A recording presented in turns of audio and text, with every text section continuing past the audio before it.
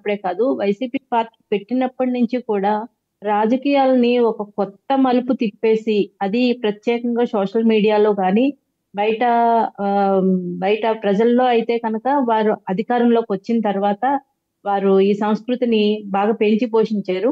Social మీడియాలో తీసుకుంటే కనుక వైసీపీ పార్టీ పెట్టిన దగ్గర నుంచి కూడా ఒక కొత్త సంస్కృతి. ఇంతకుముందు సాంప్రదాయ రాజకీయ నాయకుల్ని చూసాం. ఎంతోమంది ముఖ్యమంత్రుల్ని చూసాము. ప్రభుత్వాలు మారినియి. అలాగే సోషల్ మీడియా ఉపయోగం అంతగా లేకున్నా కూడా పరస్పర దాడులైతే రాజకీయంగా సంబంధించిన విమర్శలు మాత్రమే ఉండేవి. ఎప్పుడైతే జగన్మోహన్ రెడ్డి గారి పార్టీ పెట్టిన తర్వాత అది ఒక విపరీతమైన పోకడలకు దారితీసింది. విపరీతంగా ప్రతిపక్ష నాయకుల్ని వారి అధికారంలో ఉన్నప్పుడు ప్రతిపక్ష నాయకుల్ని, అలాగే ఇతర పార్టీ నాయకుల్ని, వారి కుటుంబ సభ్యులను తీసుకొనొచ్చి దూషించడం అనేది కొత్త సంస్కృతిని వీళ్ళు తెరతీశారు. అది వాళ్ళ సోషల్ మీడియా ఇన్‌చార్జ్ సజ్జల భార్గవరెడ్డికి ఇచ్చిన తర్వాత మరింత దారుణమైన స్థితికి దిగజారిపోయింది. రాజకీయంగా పరస్పరంగా విమర్శలు చేసుకోవచ్చు. వాళ్ళ పాలసీల మీద మాట్లాడొచ్చు. వాళ్ళ తప్పుల్ని ఎత్తి చూపించొచ్చు. దాన్ని ఎవరు తప్పుపట్టరు. అది ప్రతి ఒక్కళ్ళు చెయ్యాలి కూడా. ఖచ్చితంగా చెయ్యాలి.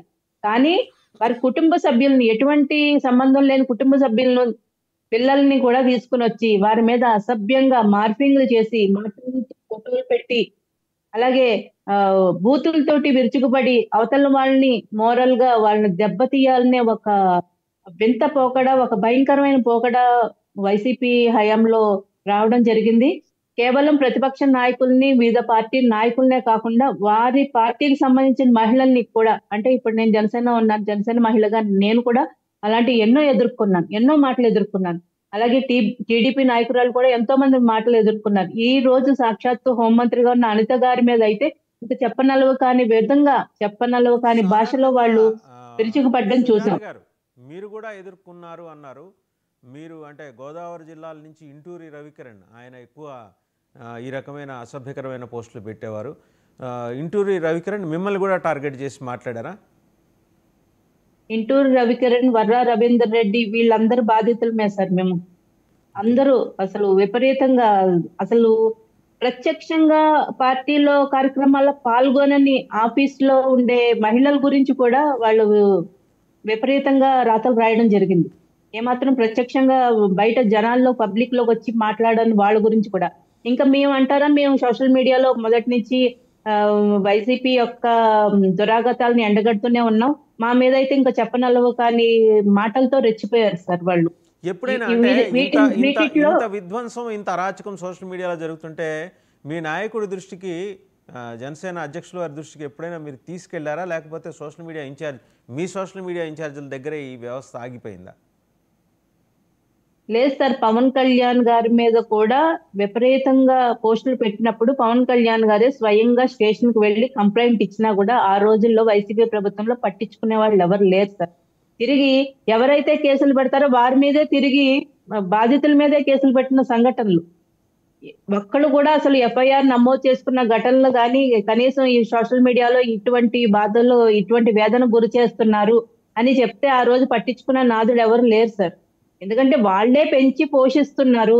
స్వయాన తన తల్లిని, తన చెల్లిని, అలాగే ఇంకొక చెల్లి సునీతని కూడా ఎవరైతే తిట్టిచ్చారో, ఎవరి దగ్గర నుంచి స్క్రిప్ట్ వచ్చిందని మనం వింటున్నామో, ఇవన్నీ పెంచి పోషిస్తున్న వాళ్ళు ఇంకా కేసులు ఏం తీసుకుంటారు సార్? ఆ రోజు అసలు అరణ్య రోదన అయిపోయింది. ప్రతి మహిళ కూడా ఎవరు కూడా ఎవరికి చెప్పినా ఆ ప్రాబ్లమ్ సాల్వ్ కావు, ఇవి ఆగవు అన్న పరిస్థితి వచ్చేసింది. చచ్చినట్టు మనం భరించాల్సిందే.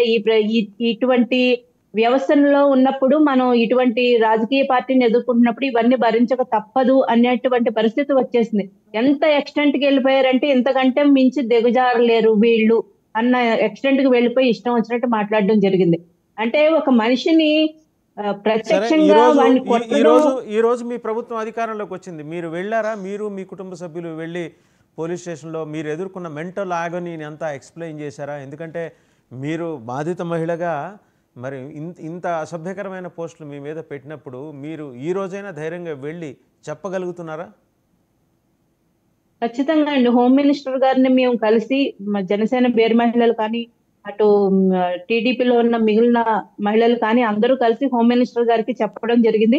ఆవిడ కూడా ఇవి ఖచ్చితంగా ఆగాలి. మన ప్రభుత్వం వచ్చిన తర్వాత ఇటువంటి సంస్కృతి అనేది ఖచ్చితంగా సమూలంగా నాశనం చేయాలి. ఒక సరైన ఒక పగడ్బందీ వ్యవస్థనైతే తీసుకురావాలి. ఇది ఆగాలి. ఏదైనా రాజకీయ పరంగా విమర్శలు చేయొచ్చు, తప్పులేదు. వారికి స్వేచ్ఛ ఉంటుంది, వాక్ స్వాతంత్రం ఉంటుంది. కానీ అది ఎంతవరకు? మహిళల్ని అసభ్యంగా తిట్టనంత వరకు మీరు మాట్లాడండి, రాజకీయంగా విమర్శలు చేయండి. మేము మొదటి నుంచి అదే చెప్తున్నాం సార్. మాకు కూడా పార్టీలో సోషల్ మీడియాలో ఒక పర్టికులర్ ఒక పిన్ ట్వీట్ ఉంటుందండి. ఒక ఫేస్‌బుక్ లో కానీ, ట్విట్టర్ లో కానీ ఒక నియమావళి ఉంటుంది. మీరు అవతల వాళ్ళని విమర్శించాలంటే ఈ రూల్స్ అండ్ రెగ్యులేషన్స్ ఉంటాయి. అటువంటి రూల్స్ ని ఎవరైతే అతిక్రమిస్తారో వాళ్ళని ఖచ్చితంగా పార్టీ నుంచి సస్పెండ్ చేసిన సందర్భాలు చాలా ఉన్నాయి.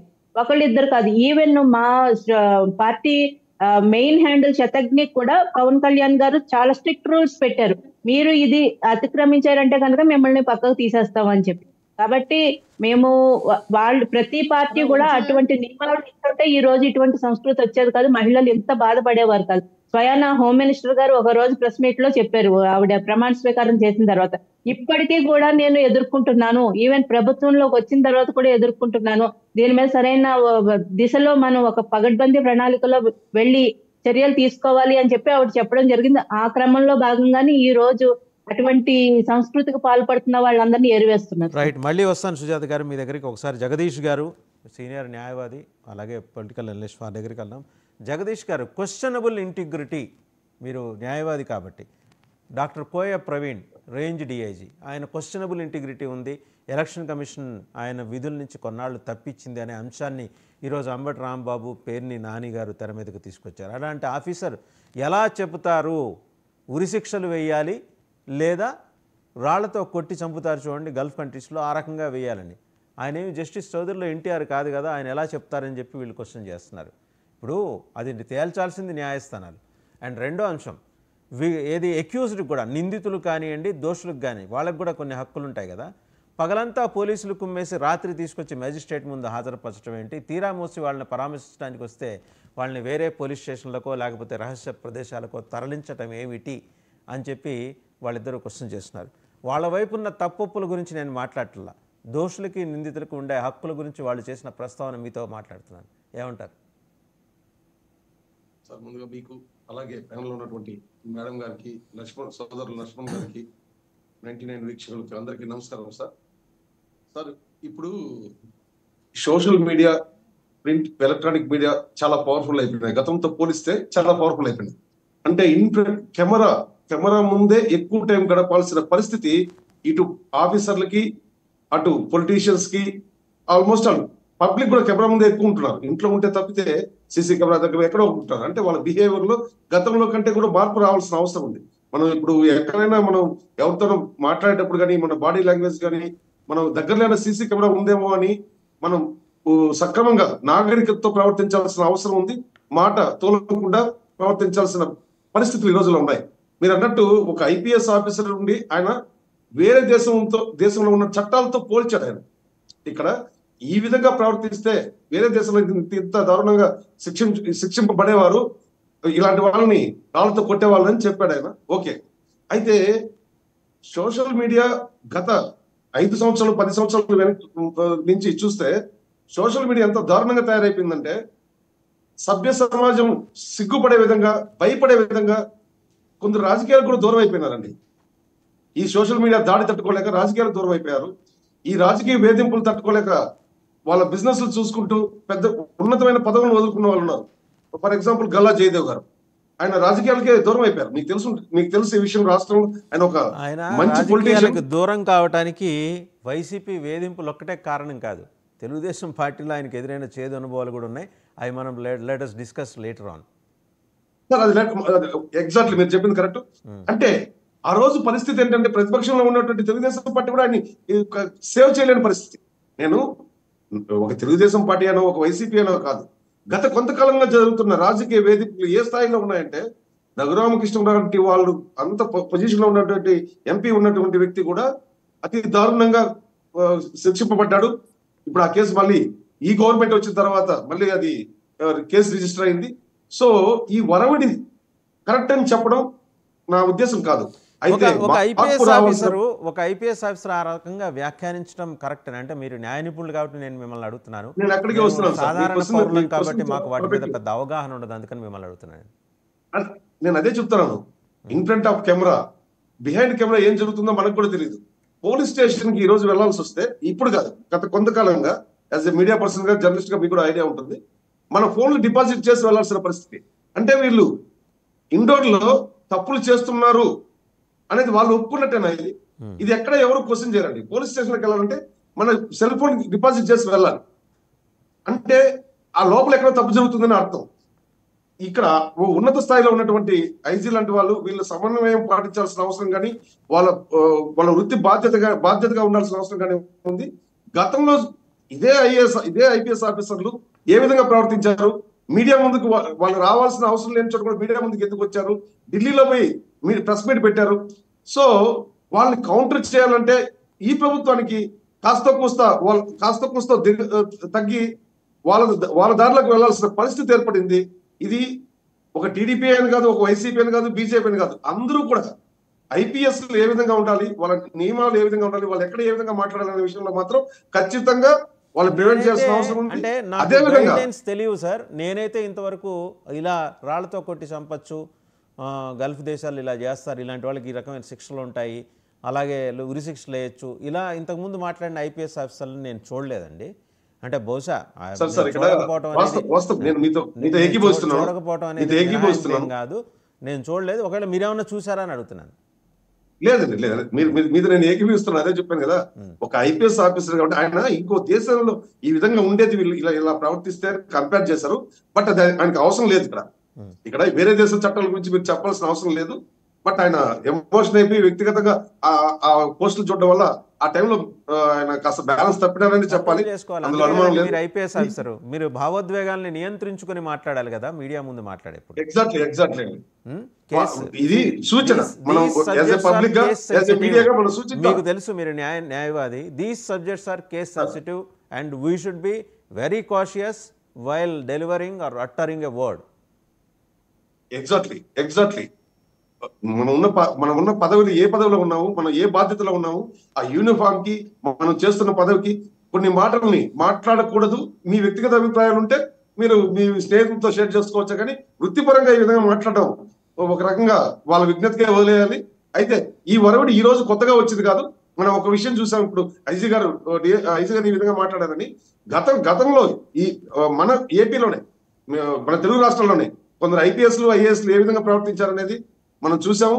అడిషనల్ అడ్వకేట్ గా జనరల్ గా ఉన్న వ్యక్తి కూడా వ్యక్తిగతంగా తీసేసుకొని ఎంత మీడియా ముందు అతను ఎంత రెచ్చిపోయాడో కూడా మనం చూసాము. వీళ్ళందరినీ మీరు అన్నట్టు ఈ ఐజీ గారి దగ్గరని, ఈ ఐపీఎస్ ఆఫీసర్ని, గతంలో ఈ విధంగా ప్రవర్తించిన ఐపీఎస్ ఆఫీసర్ని, వీళ్ళందరూ కూడా ఒక రాజకీయ పార్టీ తొత్తులుగా కాకుండా ప్రజలకి తమ ఐపీఎస్ పదవికి న్యాయం చేసే విధంగా గౌరవం ఉండాలి. జగదీష్ గారు, అడ్వకేట్ జనరల్స్, అదనపు అడ్వకేట్ జనరల్స్, ఈ ఫెసిలిటీ కేవలం వైసీపీ కాదు, టీడీపీలో ఉన్న వాళ్ళు కూడా అట్లానే టీడీపీ కార్యకర్తల మాదిరి వ్యవహరించారు. లోగడ మనం కేసులన్నీ తీస్తే చాలా వస్తాయి.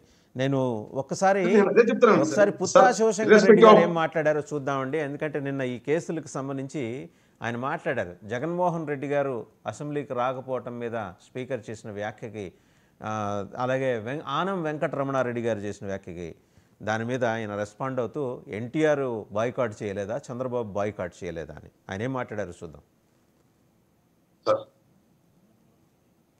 శివశంకర్ రెడ్డి గారు ఏం మాట్లాడారు చూద్దాం ఒకసారి. ప్రశ్నిస్తాం, పందికొక్కులు అంటాం, రాక్షసుడు అంటాం, హంతకులు అంటాం, 420 అంటాం, శుక్రవారం జైలు అంటాం, బెయిల్ అంటాం. నువ్వురా, దీనికి మీరు విచ్చేది, దీనికి మీరు విరుస్తున్నారు, దీనికి మేము రావాలనా? అసలు సిగ్గుందే మీకు అడగడానికి? రాయా నువ్వు జగన్మోహన్ రెడ్డి గారు మగసిరిగా నువ్వు రా, ప్రతిపక్ష పార్టీ హోదా ఇస్తాను, ప్రజల పక్షాన ప్రశ్నించు అని మా జగన్ని పిలుచు, పిలిచి చూడు వచ్చాడు రాడు, నీకు తెలుసు అది. 'అసెంబ్లీకి ఎందుకు రమ్మంటున్నారు మమ్మల్ని అంటే, మీకు అవమానం చేస్తాం రాండి, మీ అమ్మనంటాం, మీ అక్కనంటాం, మీ నాయనంటాం, నిన్నంటాం, నీ పార్టీ వాళ్ళని అంటాం, షాడిస్టులు అంటాం, గతంలో మాదిరి నువ్వు మొగోనివేనా అని ప్రశ్నిస్తాం, పందికొక్కులు అంటాం, రాక్షసుడు అంటాం, హంతకులు అంటాం, 420 అంటాం, శుక్రవారం జైలు అంటాం, బెయిల్ అంటాం. నువ్వురా, దీనికి మీరు విచ్చేది, దీనికి మీరు విరుస్తున్నారు, దీనికి మేము రావాలనా? అసలు సిగ్గుందే మీకు అడగడానికి? రాయా నువ్వు జగన్మోహన్ రెడ్డి గారు మగసిరిగా నువ్వు రా, ప్రతిపక్ష పార్టీ హోదా ఇస్తానా, ప్రజల పక్షాన ప్రశ్నించు అని మా జగన్ని పిలుసు. రైట్. ఒక మాట జగదీష్ గారు, ఇంకొక ప్రశ్న అండి. మీరు న్యాయవాది కదా, ఇప్పుడు పగలంతా కుమ్మేసి రాత్రి మేజిస్ట్రేట్ ముందు హాజరుపరచడం అనేది మీకు అంటే లీగల్గా అది దానికి ఏమన్నా శాంక్టిటీ ఉంటుందా, వ్యాలిడిటీ ఉంటుందా లీగల్గా? ఖచ్చితంగా లేదు సార్. అసలు మీకు ఒకవేళ అతను విచారించే క్రమంలో అతని మాటలతోనో భయపెట్టి అతని దగ్గర నుంచి రాబట్టుకోవాలి తప్ప అతని కొట్టే అధికారం లేదు. కోర్టు శిక్షింపబడినప్పుడు మాత్రమే అతను జైల్లోనే అతనికి శిక్షలు ఉంటాయి తప్ప పోలీసులు ఎక్కడ కానీ మ్యాన్ హ్యాండ్లింగ్ చేయాల్సిన అవసరం కానీ ఎక్కడా ఉండదు. ఎక్కడైనా పరిస్థితి చేదాటిపోయినప్పుడు లాఠీ చార్జ్ చేయడము అది పబ్లిక్ లో జరుగుతుంది తప్ప ఒక నేరస్తుని అది కరుడుగట్టి నేరస్తుని ఒకవేళ అతని నుంచి నిజాలు రాబట్టాలంటే నిరూపణ కదా జగదీష్ గారు, నిరూపణ అయ్యేంత వరకు నిందితుడు, అయిన తర్వాత నేరస్తుడు. అవును, ఇది విచారణ కాబట్టి విచారణలో డిసైడ్ కోర్టు నిర్ణయం తీర్పు వెలువరించిన తర్వాతే అతని దోషి అంటామా లేకపోతే నేరస్తుడు అంటామా? అప్పటి వరకు నిందితుడే, నేరస్తుడు అంటాం. అప్పటి వరకు అతను నిర్దోషి కాకపోవచ్చు కానీ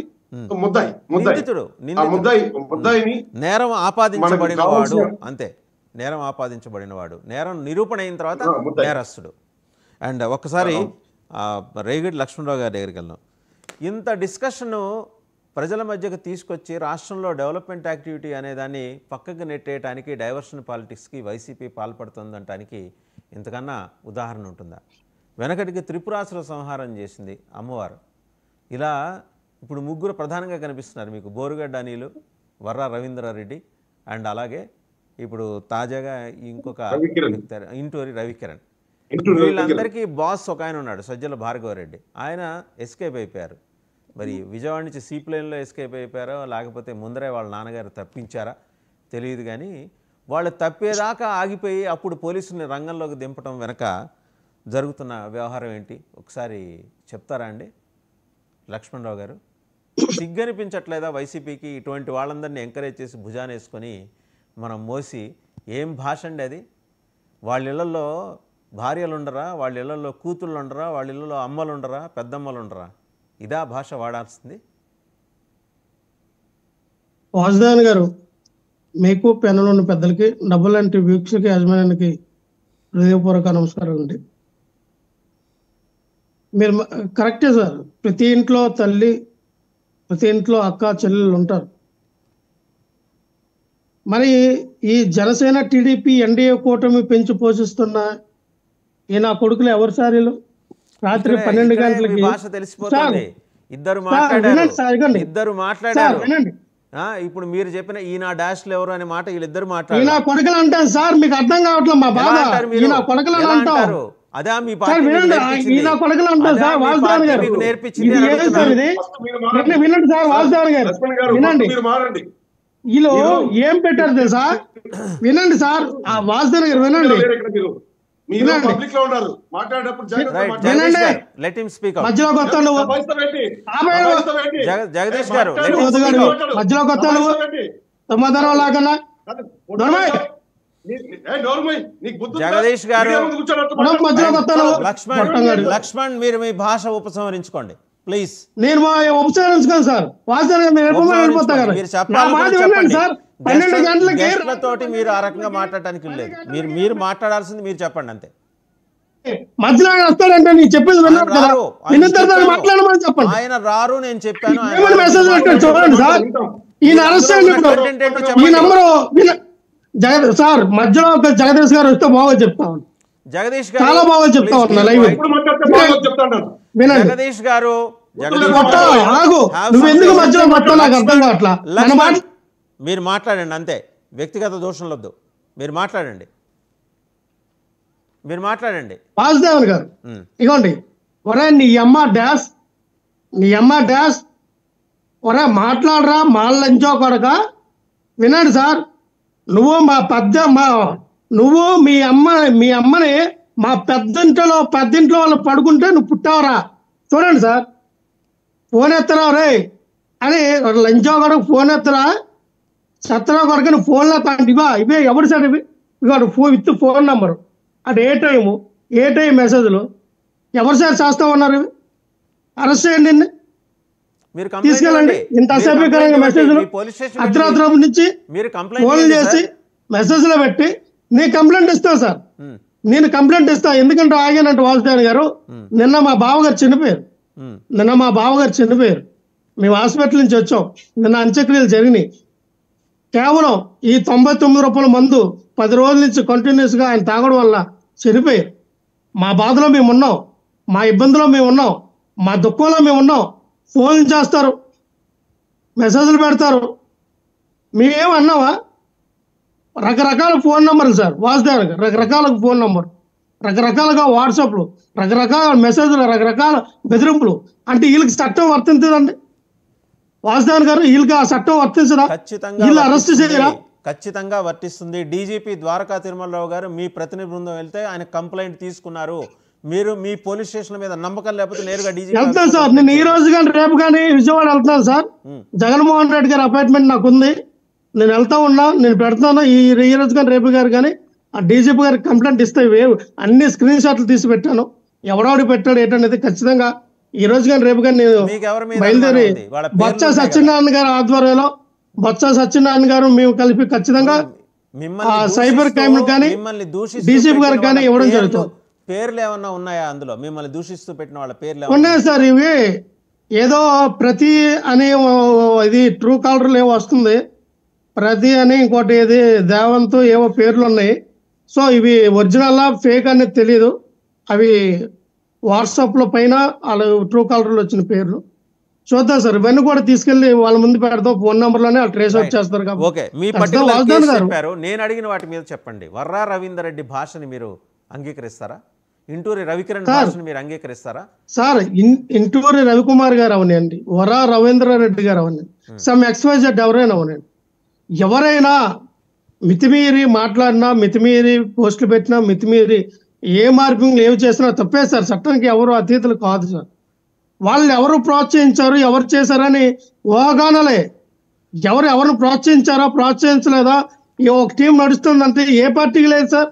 ఈ రోజున జనసేన పార్టీకి లేదా, టీడీపీకి లేదా, బీజేపీకి లేదా, కాంగ్రెస్ పార్టీకి లేదా, ప్రతి పార్టీకి ఒక సోషల్ మీడియా వాళ్ళ ఆధ్వర్యంలో కంటిన్యూస్గా సోషల్ మీడియా ఉంది.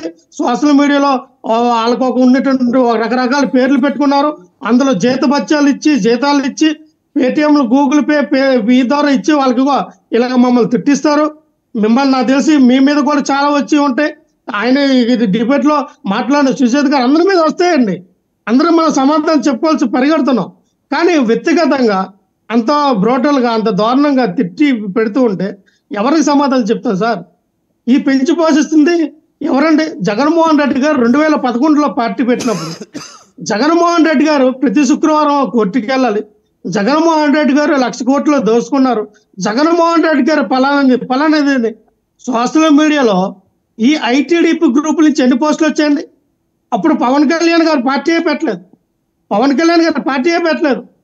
కళ్యాణ్ గురించి మేము అనట్లా.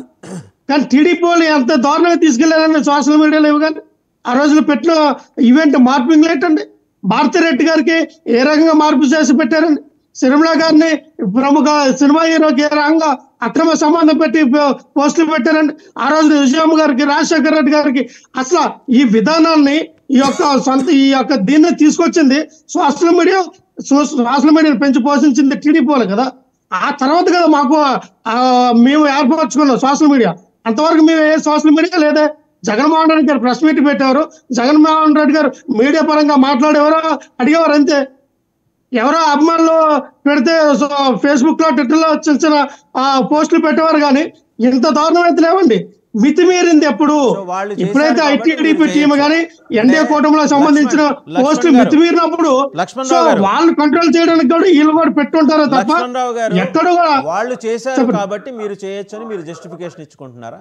చెయ్యొచ్చు అని అనట్లేదండి వాసుదేవన్ గారు. చెయ్యొచ్చు అంటే చెయ్యొచ్చు అని మేము చెప్పట్లా. కానీ రచ్చగొట్టే విధానం, రచ్చగొట్టే పోస్టులు, రకరకాలుగా సమాజంలో బద్నాం చేసే కుట్ర జగన్మోహన్ రెడ్డి గారిని, వాళ్ళ ఫ్యామిలీని, మా పార్టీని అన్ని రకాలుగా బద్నాం చేస్తుంటే ఎలాగ సార్? మరి దాన్ని ఎలాగ మేము రిప్లై ఇవ్వాలి, ఎలాగ మేము ఎదుర్కోవాలి, ఎలాగో తీసుకెళ్ళాలి సార్? చాలా దారుణంగా ఉన్నారు. ఆ సాక్షాత్తు టీడీపీ ఏదైతే మన వాళ్ళ అఫీషియల్ సోషల్ మీడియా ఉందో దాంట్లో నుంచే చాలా దారుణమైన పోస్టులు పెట్టారు జగన్మోహన్ రెడ్డి గారి నుంచి. దాంట్లో నుంచి వీళ్ళకి ఆధారం లేని పోస్టులు పెట్టారే. మరి ఆధారం లేని పోస్టులు పెట్టినప్పుడు వాళ్ళు కూడా అరెస్ట్ చేయాలి కదా. అంటే ఈ రోజు చంద్రబాబు నాయుడు గారిని నారా లోకేష్ మళ్ళీ మీ గారిని దగ్గరకు వస్తా. మనతో పాటు మస్తాన్ గారు జాయిన్ అయ్యారు. వారు మాట్లాడే ముందు ఒకసారి నిన్న అంబటి రాంబాబు గారు ఏం మాట్లాడారో చూద్దాం ఒకసారి. అంబటి రాంబాబు గారు నిన్న జైల్లో సోషల్ మీడియా యాక్టివిస్టులని పరామర్శించడానికి వెళ్ళి వచ్చిన తర్వాత ఆయన పేరుని నాని ఇద్దరు మాట్లాడారు. అంబటి రాంబాబు ఏం మాట్లాడారు చూద్దాం. కానీ చంద్రబాబు నాయుడు గారు మీరు చేస్తున్నటువంటి ఈ దుర్మార్గమైనటువంటి ప్రయత్నం వికటిస్తుంది, మీకే శాపంగా మారుతుంది. మా సోషల్ మీడియా యాక్టివిస్టులందరినీ కూడా నేను ఇంకోటి కూడా మనవి చేస్తున్నా, వాళ్ళు చెప్పేది నిజం అనుకుంటున్నారా ప్రజలు? ఏది ఆయన ఈ పోస్ట్ పెట్టాడు, వర్రా ఈ పోస్ట్ పెట్టాడు అనేది ఇవన్నీ కాదు, ఇవన్నీ ఫేక్ అకౌంట్లు వాళ్ళే ఓపెన్ చేసి, తెలుగుదేశం వాళ్ళు ఓపెన్ చేసి షర్మిల మీద ఇంకోటి మీద పెట్టి జగన్మోహన్ రెడ్డి గారు పెట్టించాడు అనేటువంటి మాటలు మాట్లాడుతున్నారు. 50% ఆఫ్ ది ఫేక్ అకౌంట్స్ పెట్టి మా మీద దుష్ప్రచారం చేసే కార్యక్రమం చేస్తున్నారు. మీరు పెట్టినటువంటి అకౌంట్స్ మీద ఏ విధంగా నేను ఒకటి అడుగుతానన్నా, మేము ఇన్నాళ్ళు ఎన్ని రిపోర్ట్స్ ఇచ్చి ఎవరైనా ఒక్కని అరెస్ట్ చేశారా? ఒక్క తెలుగుదేశం సోషల్ మీడియా వ్యక్తిని అరెస్ట్ చేశారా? మా పిల్లల మీద పెట్టారు, జగన్మోహన్ రెడ్డి గారి మీద పెట్టారు, జగన్మోహన్ రెడ్డి గారి సతీమణి మీద పెట్టారు, మా నాయకులు అందరి మీద పెట్టారు. ఒక్కని అరెస్ట్ చేశారా మీరు? మీరు అరెస్ట్ చేయరు. మేము మాత్రం మా వాళ్ళని మాత్రం అరెస్ట్ చేస్తారు. ఈ పోలీస్ స్టేషన్ నుంచి ఆ పోలీస్ స్టేషన్కి, ఈ కోర్టు నుంచి ఆ కోర్టుకి, అక్కడి నుంచి ఇక్కడికి రాత్రి పూట ప్రొడ్యూస్ చేయటం ఏంటి? వాటి చట్టం ఏమైపోతుంది? చట్టాన్ని గౌరవించకపోతే సర్వనాశనం అయిపోతారు చంద్రబాబు నాయుడు గారు. చంద్రబాబు నాయుడు గారు లేకపోతే లోకేష్ గారు లేకపోతే భాష్యం చెప్పుకుంటూ వస్తున్నారు. ఇవన్నీ తెలుగుదేశమే సృష్టించింది. అవన్నీ సృష్టించి ఈ ఫేక్ అకౌంట్లన్నీ వైఎస్ఆర్సీపీ ఖాతాలో వేసింది. సో మేమే బాధితులం, మేము పెట్టిన కేసుల గురించి ఎందుకు డీజీపీ గారు రాష్ట్ర ప్రభుత్వం రెస్పాండ్ కావట్లేదు, ఒక్క తెలుగుదేశం యాక్టివిస్ట్ని అరెస్ట్ చేశారని అడుగుతున్నారు. అంటే గత వారం రోజులుగా చూసినట్లయితే పవన్ కళ్యాణ్ గారు ఏ రోజైతే ప్రసంగించారో దీనికి సంబంధించి పోలీసులు సరైన రీతిలో వ్యవహరించట్లేదని, అప్పటి నుంచి చూసినట్లయితే రాష్ట్రంలో ఒక అన్ని జిల్లాల్లో కూడా వైఎస్ఆర్సీపీ సోషల్ మీడియాకి సంబంధించి ఎవరైతే మహిళలకు కానీ లేదంటే చట్టవిరుద్ధంగా లేకపోతే అసభ్యంగా అబ్యూజ్డ్గా పెట్టారో వాళ్ళందరినీ అరెస్ట్ చేసే ప్రక్రియ కొనసాగుతూ ఉంది. అయితే దీనిలో ఇంకోటి కూడా చూడాలండి. పోలీసులు ఏంటంటే చేస్తే అసలు పని చేయరు, చేయకపోతే అసలు పని చేయరు, చేస్తే అత్యుత్సాహంగా ఉంటారు. ఎందుకంటే వాట్సాప్ గ్రూపుల్లో ఎవరైతే పెట్టారో వాళ్ళని అరెస్ట్ చేయమనేది అందరూ కోరుకుంటారు. అట్లా మహిళల్ని లాగద్దు. పవన్ కళ్యాణ్ గారు కూడా అదే చెప్పారు, లేకపోతే చంద్రబాబు నాయుడు గారు అదే చెప్పారు. కొంతమంది ఇప్పుడు అంబటి రాంబాబు గారు లాంటి వాళ్ళు నిన్న పేరు లాంటి ఎవరన్నా అట్లా చేస్తుంటే అరెస్ట్ చేయమనే చెప్తా ఉన్నారు. అయితే అసలు వాట్సాప్ గ్రూపుల్లో కేవలం దానిలో గ్రూపుల్లో స్థానం ఉంటేనే అమ్మటనే వాళ్ళకి నోటీసులు ఇచ్చే ప్రక్రియ కూడా కొనసాగుతాం. అయితే ఇక్కడ మొత్తంగా చూసినట్లయితే ఏంటంటే సోషల్ మీడియాకి సంబంధించి ఎవరైతే రాజకీయ నాయకులకి సంబంధించి వాళ్ళు చేసిన ఆరోపణలు కానీ లేదంటే పథకాలకు సంబంధించి కానీ ప్రాజెక్టులు కానీ వాటి వైఫల్యం చెందితే వాటిలో నిలదీట్లో అర్థం ఉంది. అయితే వీళ్ళ అక్కసంతా ఏంటంటే సోషల్ మీడియా వాళ్ళు వాళ్ళ నాయకుడిని అంటే చాలు అవతల వాళ్ళు ఎవరైనా సరే వాళ్ళ మీద పోస్టులు పెట్టేస్తారు. ఇక్కడ జగన్మోహన్ రెడ్డి గారి సోదరి కావచ్చు, లేదంటే విజయమ్మ గారు కావచ్చు, ఎవరైనా అటు భువనేశ్వర్ గారు కావచ్చు, ఎవరైనా పెట్టేస్తారు అంతే. భారతి గారి మీద అయినా కావచ్చు. అయితే వాళ్ళంటే ఏంటంటే అసలు నాయకులు ఆరోపణలు ఎదుర్కొంటున్నప్పుడు వాళ్ళ ఇళ్లలో ఆడవాళ్ళు ఏం చేశారు, వాళ్ళ ఇళ్లలో ఆడవాళ్ళని ఎందుకు తాగాల్సి వచ్చింది, ఇది ప్రధానమైన ప్రదర్శన. నిన్న షర్మిల గారి ఆవేదన కూడా అదే చూస్తే, అంటే ఇప్పుడు రాంబాబు గారు చెప్పిన దాని గురించి మీరు ప్రశ్న వేస్తారు, దాని గురించి చెప్తున్నా నేను.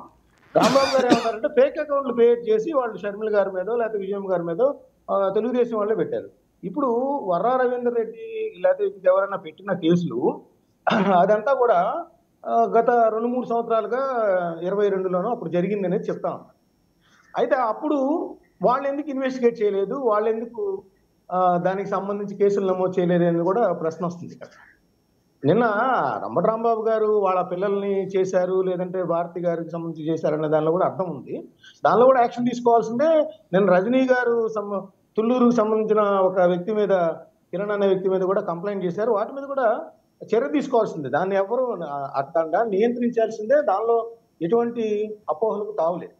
అయితే ఇక్కడ ప్రధాన సమస్యల్లో ఏంటంటే గత కొన్ని రోజులుగా జరుగుతుంది, ఓన్లీ వైసీపీ కార్యకర్తలు మాత్రం అరెస్ట్ చేస్తున్నారు. తెలుగుదేశం కానీ, జనసేన కానీ, బీజేపీ కానీ వీళ్ళని ఎందుకు పరిగణలోకి తీసుకోవట్లేదు? వాళ్ళు కూడా పోస్టులు పెట్టారు కదా, వాళ్ళు పెట్టినప్పుడు వాళ్ళకి సంబంధించి ఎందుకు రియాక్ట్ కావట్లేదు? అందువల్ల ప్రజల్లో ఇట్లా వ్యతిరేకత వచ్చిందనే ఒక స్లోగన్ ని నిన్నటి నుంచి వైసీపీ కూడా బిగిన్ చేసింది అనమాట.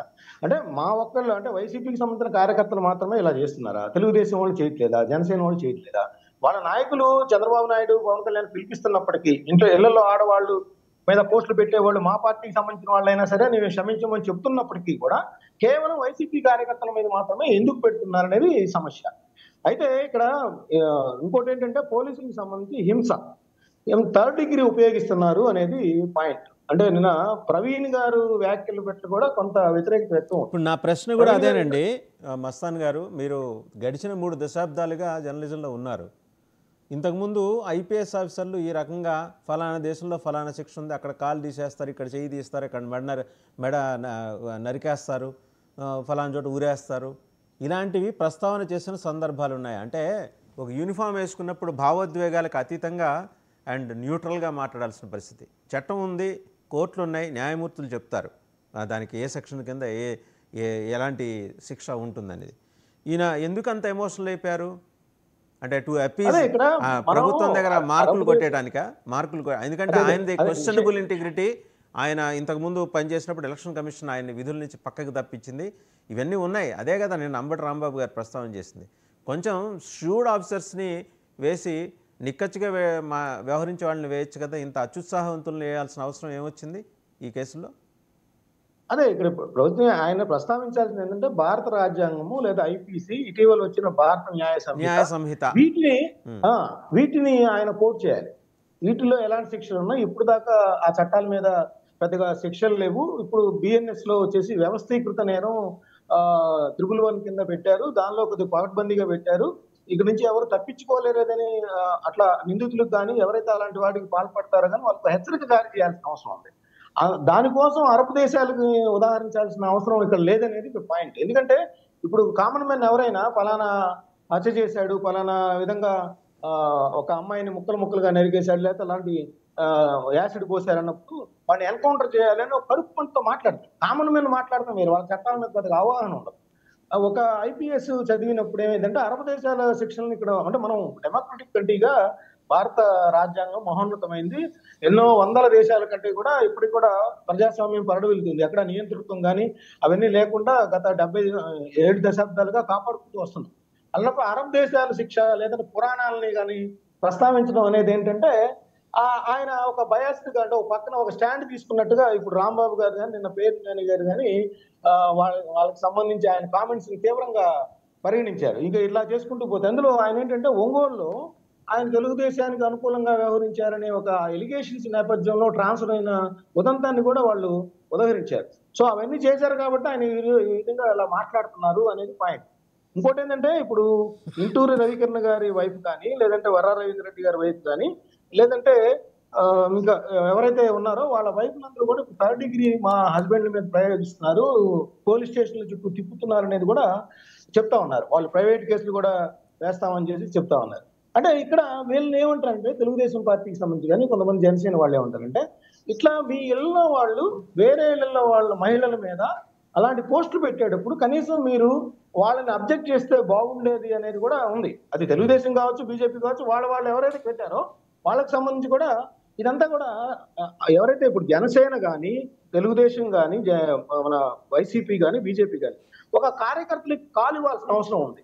మహిళలకు సంబంధించి పెడితే మేము ఎటువంటి న్యాయ సహాయం మీకు అందించము, కార్యకర్తలైనా సరే మా గురించి మీరెవరూ కూడా అలాంటి వాటికి పాల్పడద్దు, అబ్యూజ్డ్ గా చెయ్యొద్దు, రాజ్యాంగ పరంగా ఏదైతే సద్విమర్శ చేస్తారో ఒక సలహా ఇస్తారో వాటికి మాత్రమే సోషల్ మీడియాలో పోస్టులు పెట్టండి, మిగతా వాటికి పెడితే మాత్రం మేము ఎటువంటి న్యాయ సహాయం అందజేయము, మీకు మీరే బాధ్యత వహించాల్సి వస్తుంది, జైలుకి వెళ్లాల్సి వస్తుంది అనే కాలు జగన్మోహన్ రెడ్డి గారు కానీ పవన్ కళ్యాణ్ గారు కానీ పురంధరేశ్వరి గారు కానీ చంద్రబాబు నాయుడు గారు కానీ ఇవ్వాల్సిన అవసరం ఉందనేది నా ఉద్దేశం. ఎందుకంటే ఇది ఒక పెద్ద వేరే స్థాయికి వెళ్ళిపోయింది, సరిదిద్దలేని స్థాయికి వెళ్ళిపోయింది. సో అది చేయాలంటే పార్టీలందరూ నడుగు కట్టాల్సిన అవసరం ఉంది, వాళ్ళందరూ కూడా చైతన్యవంతం చేయాల్సిన అవసరం ఉంది, వాళ్ళ కార్యకర్తలకి సెల్ఫ్ లిమిట్స్ పెట్టాల్సిన అవసరం కూడా ఇక్కడ కనిపిస్తా ఉంది వాసుగా. రైట్, అంటే ఆ దిశగా తెలుగుదేశం ప్రయత్నం చేస్తోందా? మీకు ఏమైనా అలాంటి ఇండికేషన్స్ ఉన్నాయా? అంటే తెలుగుదేశం పార్టీ ఇప్పుడు చంద్రబాబు నాయుడు గారు అయితే నిన్న జనసేనైతే వాళ్ళ మొత్తం క్యాడర్స్ అందరినీ నియంత్రించారు. ఆయన మాట దాటి ఎవరు అక్కడ పిచ్చి పోస్టులు అయితే పెట్టరు, అట్లీస్ట్ ఇప్పుడైతే పెట్టట్లా. తెలుగుదేశంకి ఎందుకు కంట్రోల్ లేకపోయింది, లేకపోతే తెలుగుదేశం కూడా వైసీపీ ఫార్ములానే ఫాలో అవుతుందా? అంటే ఇదే తెలుగుదేశం పార్టీ ఇప్పుడు చంద్రబాబు నాయుడు గారు ఇచ్చిన స్టేట్మెంట్ కి ఎంతవరకు నిబద్ధతతో ఉంటుంది అనేది ఇక్కడ పాయింట్. వాళ్ళు ఏమంటారు వైసీపీ వాళ్ళు, సరే చంద్రబాబు నాయుడు గారు చెప్పారు గతంలో మా మీద భారతి గారి మీద లేకపోతే మా ఇళ్లలో ఇప్పుడు రాంబాబు గారి వాళ్ళ అమ్మాయిల మీద పెట్టినప్పుడు వాళ్ళ మీద ఇప్పటికీ కేసులు ఎందుకు నమోదు చేయట్లేదు అనే ప్రశ్న ఉదయిస్తుంది. అప్పుడు ఏంటంటే వాళ్ళని కూడా కొంతమందిని యాక్షన్ తీసుకుంటే కానీ వాళ్ళని కానీ ప్రజలను కానీ కొద్దిగా సమాధానం పట్టినట్టు అవ్వదు. వీళ్ళు కరెక్ట్ గానే యాక్షన్ చేస్తున్నారు పోలీసులు, నేను నిష్పక్షపాతంగానే ఉంటున్నాను అనేది ఒక ఇండికేషన్ బయటకు వెళ్లాల్సిన అవసరం ఉంది. కేవలం వైసీపీ కార్యకర్తల మీదే కేసులు పెడతా, మిగతా కార్యకర్తలందరినీ నెగ్లెక్ట్ చేస్తా, వాళ్ళని వదిలేస్తా, వాళ్ళని ఎంకరేజ్ చేస్తా ఉన్న నేపథ్యాన్ని తీసుకుంటే వాళ్ళలో నమ్మకం కలిగించాలంటే వాళ్ళు ఎవరైతే బాధితున్నారో వాళ్ళకి అగెనిస్ట్ గా ఎవరైతే పోస్టులు పెట్టారో తెలుగుదేశం వాళ్ళు కానీ జనసేన వాళ్ళు కానీ బీజేపీ వాళ్ళు కానీ వాట్ ఎవర్ అక్కడ వాళ్ళ మీద కూడా యాక్షన్ తీసుకున్నాడు, వీళ్ళకి కూడా ఆ నమ్మకం కలుగుతుంది అనేది నా ఉద్దేశం. మస్తాన్ గారు మళ్ళీ మీ దగ్గరికి వస్తా. ఒకసారి సుజాత గారి దగ్గరికి వెళ్లే ముందర నిన్న షర్మిల గారు మాట్లాడారు. వాళ్ళ అన్నగారు అసెంబ్లీని బాయ్కాట్ చేసిన దాని మీద మాట్లాడారు. ఆవిడ ఏమన్నారు ఒకసారి చూద్దాం. షర్మిల గారు, మిమ్మల్ని 11 మందినే గెలిపించారు అంటే మీ స్వయం కృతాపరాధం కాదా? ఇలా ప్రజలు మీ అవినీతి అక్రమాలను గమనించారు కాబట్టే మీకు 11 సీట్లే ఇచ్చారు. పోనీ అవైనా ఇచ్చారు కదా, ఇచ్చారు అన్న కృతజ్ఞత అయినా ఉండాలి కదా. ఇలా అసెంబ్లీకి వెళ్ళను అని చెప్పడం ఏమిటండి? ఇది చాలా విడ్డూరంగా ఉంది. మళ్ళీ చెప్తున్నాం, this is not right. Jaganmohan Reddy గారి అహంకారం అజ్ఞానమే బయటపడుతుంది. ఒకవేళ జగన్మోహన్ రెడ్డి గారికి ఏమైనా అసెంబ్లీకి పోయే ధైర్యం లేదా, లేక ఆ సామర్థ్యం లేదా, జగన్మోహన్ రెడ్డి గారు సమాధానం చెప్పాల్సిన అవసరం ఉంది. మీరు ప్రజలకు వెన్నుపోటు పొడచడం కాదా? మీరేమైనా ప్రజలకు ముందే చెప్పారా మేము ఓడిపోతే అసెంబ్లీకి పోము అని? చెప్పలేదు కదా. ప్రజలు ఏమనుకున్నారు? మిమ్మల్ని గెలిపిస్తే వాళ్ళని అసెంబ్లీలో మీరు రిప్రజెంట్ చేస్తారు అని కదా వాళ్ళు అనుకున్నారు. మరి అలాంటప్పుడు మీరు ఇప్పుడు అసెంబ్లీకి వెళ్ళకపోతే మీరు ప్రజలను మోసం చేసినట్టు కాదా? మీకు ఏ హక్కు ఉందండి మేము అసెంబ్లీకి వెళ్ళము అని చెప్పడానికి? జగన్మోహన్ రెడ్డి గారిదంటే అహంకారం అనుకోవచ్చు. సో ఆయన వెళ్ళకపోవటం అనేది ఆయన చాతకానితనానికి, ఆయన అజ్ఞానానికి, ఆయన అహంకారానికి, ఆయన మూర్ఖత్వానికి చిహ్నం అని చెప్పేసి ఈవిడ మాట్లాడుతుంది. రైట్. అంటే ఇప్పుడు వీళ్ళు తీసుకొస్తున్న ప్రస్తావన ఏంటి? నిన్న వైసీపీ ఏం మాట్లాడింది? చంద్రబాబు బాయ్కాట్ చేయలేదా, ఎన్టీఆర్ బాయ్కాట్ చేయలేదా, వాళ్ళు చెరువు మీద అలగలేదా, ఈయన ఒక్కడే అలిగాడా అని చెప్పేసి అడుగుతున్నారు. సుజాత గారు మాట్లాడతారు. సుజాత గారు, సార్, ఎలక్షన్స్ కు ముందు నేను సిద్ధం సిద్ధం సిద్ధం అని చెప్పి ప్రజల డబ్బులతోటి అంత పెద్ద పెద్ద హోర్డింగులు పెట్టుకుని ప్రచారం చేసుకున్న జగన్మోహన్ రెడ్డి గారు మరి ఈ రోజు అసెంబ్లీకి సిద్ధం అని చెప్పి ఎందుకు రాలేకపోతున్నారండి? 11 సీట్లు కాదు, 1 సీటు గెలిచినా కూడా ప్రజలు నమ్మి గెలిపించి వాళ్ళ సమస్యల్ని అసెంబ్లీలో ప్రస్తావిస్తారనే ఒక నమ్మకంతో ప్రజలు ఓట్లు వేసి గెలిపిస్తే మీరు అసెంబ్లీకి వచ్చి ఈ ప్రభుత్వంలో ఏదైనా లోపాలు జరుగుతుంటేనో, లేదంటే ఈ ప్రభుత్వానికి ఏదైనా సలహాలు ఇవ్వదలుచుకుంటేనో, అవినీతి ఏదైనా జరుగుతుంటే ప్రశ్నిస్తేనో, అభివృద్ధికి కావాల్సిన తన తోడ్పాటు అందిస్తూను, తన నియోజకవర్గంలో ప్రజలకి కావాల్సిన సౌకర్యాలు కానీ అక్కడ జరగాల్సిన అభివృద్ధి గురించి ప్రస్తావించాల్సిన ఎమ్మెల్యే గారు మరి ఈ రోజు అసెంబ్లీకి బాయ్కాట్ చేస్తానడం ఏంటండి? ఇది ప్రత్యక్షంగా చెప్పాలంటే ప్రజల తీర్పుని అగౌరవపరచడమేనండి. అక్కడ ప్రజలు తనను నమ్మినందుకు వాళ్ళని నిట్ట నిలువున మోసం చేయడమే. ఎందుకు మరి జగన్మోహన్ రెడ్డి గారికి ఎందుకు ధైర్యం లేదు? మన షర్మిల గారు అన్నట్టు మరి నిజమేనండి, ప్రజలను మోసం చేస్తున్నట్టే. ఇది ఆయన యొక్క అజ్ఞానం అనుకోవాలా, ఆయన అహంకారం అనుకోవాలా? ఏంటంటే నాకు ప్రతిపక్ష హోదా ఉంటేనో, లేదంటే ఏది ముఖ్యమంత్రి స్థానం ఉంటేనో మాత్రమే అసెంబ్లీలోకి వస్తాను, నేను ఒక ఎమ్మెల్యేగా నేను రాను అంటే ఒక ఎమ్మెల్యే స్థానాన్ని అవమానపరుస్తున్నారా జగన్మోహన్ రెడ్డి గారు? ఎమ్మెల్యే స్థానం అంటే మీకు అంత చులకనా? ప్రతిపక్ష హోదా అయితేనే మీరు అసెంబ్లీకి వస్తారా? మీ పులివెందుల్లో ప్రజల తరపున మీరు మాట్లాడడానికి రారా? అసెంబ్లీకి వస్తే ఎవరన్నా ఇప్పుడు ఏదైతే పాలకపక్షం ఉందో మీ మీద గతంలో మీరు చేసినట్టు మీ మీద వ్యక్తిగత దోషం చేస్తారా? బూతులతో విరుచుకుపడతారా? మీరు పెంచి పోషించిన సంస్కృతి మీ మీద తిరిగి ఉపయోగించరు కదా, మీకు ఎందుకంత భయం? ఈవెన్ ప్రమాణ స్వీకారం చేయడానికి వచ్చిన రోజు కూడా వాళ్ళు ఎంతో మర్యాదగా మిమ్మల్ని స్వాగతించారు కదా. అందరికంటే ముందే ప్రమాణ స్వీకారం చేయడానికి అంటే మిగిలిన తెలుగుదేశంలో పార్టీలో గెలిచిన మిగిలిన ఎమ్మెల్యేల కంటే కూడా ముందుగా మీకు ప్రమాణ స్వీకారం చేయడానికి అవకాశం ఇచ్చారు కదా. మీ కారు లోపల వరకు రానిస్తామంటే ప్రతిపక్ష హోదా లేకపోయినా కూడా రానిచ్చారు కదా. మీరు ఎందుకు అంత భయపడుతున్నారు? మీ భయం కాదు, అహంకారమే అండి. అది భయం కాదు. జగన్మోహన్ రెడ్డి గారికి డిక్షనరీలో భయం అనే పదం లేదులేండి, అహంకారమే.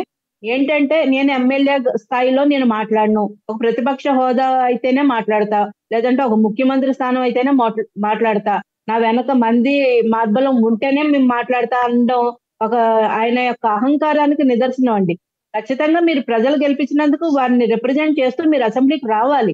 రాకపోవడం అన్నది మీరు పిరుగుతాను అనుకుంటారు జనం. మీ మీద నమ్మకం కూడా కోల్పోతారండి నియోజకవర్గం ప్రజలు. ఇంకా పార్టీని భ్రష్టు పట్టించే చర్య తప్ప ఇంకొకటి కాదు. తను వెళ్ళకపోగా మిగిలిన 11 మంది ఎమ్మెల్యేలు, మిగిలిన 10 మంది ఎమ్మెల్యేలు కూడా వెళ్ళొద్దని హుకుం జారీ చేయడం ఏంటండి? వాళ్ళ ప్రజలకు ఏం సమాధానం చెప్పుకోవాలి? నియోజకవర్గంలో ప్రజలు అడుగుతారు రేపొద్దుట, నిన్ను గెలిపించినందుకు నువ్వు అసెంబ్లీకి ఎందుకు వెళ్ళలేదయ్యా అంటే ఆ ఎమ్మెల్యే ఆ నియోజకవర్గంలో తలెత్తుకుని తిరగలడా? అక్కడ పార్టీ బ్రతుకుతుందా? మళ్ళా వాళ్ళు ఏమని సమాధానం చెప్తారు? ఈ 5 సంవత్సరాలు ప్రజల్ని ఎలా ఫేస్ చేస్తారు? జగన్మోహన్ రెడ్డి గారు వెళ్ళకపోతే మిగిలిన ఎమ్మెల్యేలని ఎందుకు పంపించట్లేదు? అంటే వాళ్ళు ప్రభుత్వాన్ని ప్రశ్నించాలి కదండి. ఇప్పుడు ప్రభుత్వంలో ఏదైనా తప్పు జరిగింది అనుకోండి, ఎవరు ప్రశ్నించరా? మీరు బయట ప్రెస్ మీట్ పెడతానంటే అర్థం ఏంటి? మరి ఈ మాత్రం దానికి మీరు ఎలక్షన్ లో కంటెస్ట్ చేయడం ఏంటి? ఒక సామాన్య ప్రజలు ప్రభుత్వం మీద ఏదైనా అసహనం ఉంటే ఒక ప్రెస్ దగ్గరికి వెళ్ళి, ఒక మీడియా దగ్గరికి వెళ్ళి ఒక మైక్ పట్టుకున్న ప్రశ్నిస్తాడు ప్రభుత్వాన్ని. మీరు సేమ్ అలాగే చేస్తానంటే మీరు ఒక ఎమ్మెల్యే కదా, మీకు సామాన్య ప్రజలకి తేడా ఉండాలి కదా. మేము అదే అడుగుతున్నాం. మీరు ఇంతకు ముందు ఎలక్షన్స్ ముందంతా మీ సోషల్ మీడియాలో విపరీతంగా సుజాత గారు నేను వస్తాను. సుజాత గారు నా మాట వినిపిస్తుందా? ఒక్క నిమిషం ఆగండి. నేను అడుగుతున్నది ఏంటంటే, మీకు 164 మంది ఉన్నారు, ఒక చట్టం తీసుకురండి. శాసనసభ స్థాయిలో ఈ చట్టానికి ఆమోదం ఉంది అంటే ఆ చట్టపరంగా ఉండే వెసులుబాట్ల గురించి న్యాయవాది వారు మాట్లాడతారు. నెక్స్ట్ ఉంది అంటే ఓకే, ఇక్కడే అయిపోతుంది. లేదంటే మీరు చట్టం తయారు చేసి డ్రాఫ్ట్ పార్లమెంట్కి పంపించండి.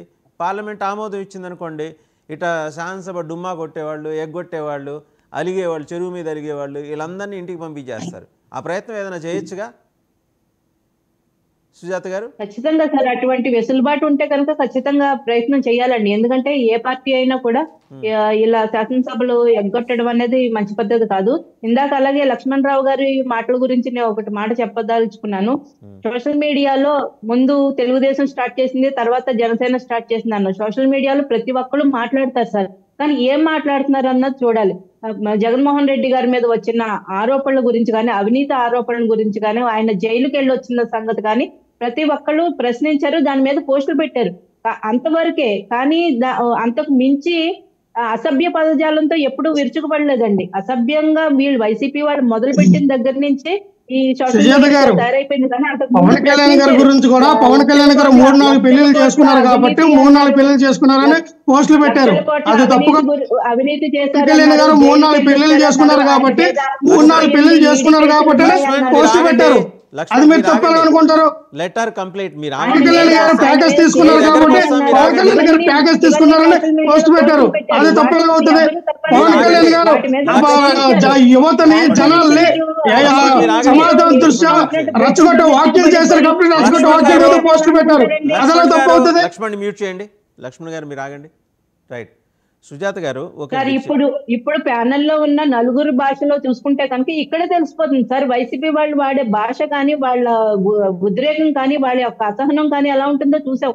ఇప్పుడు ఇంతమంది మాట్లాడారు, వీళ్ళు ఎంత పద్ధతిగా మాట్లాడారు. లక్ష్మణ్ రావు గారి భాష ఎలా ఉంది? ఆయన మన సాటి ప్యానెల్లోని వ్యక్తి మీద ఎటువంటి దోషంలోకి దిగారు?